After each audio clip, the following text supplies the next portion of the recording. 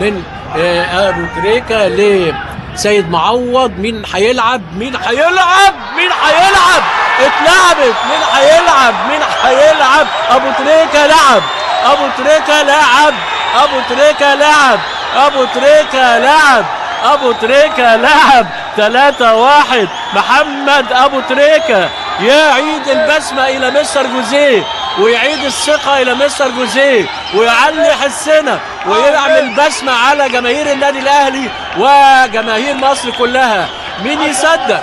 انا اصدق لان ده ابو تريكه. مين يصدق؟ انا برضو اصدق لان ده ابو تريكه. ابو تريكه و3 اهداف النهارده كلهم يعني ابو تريكه.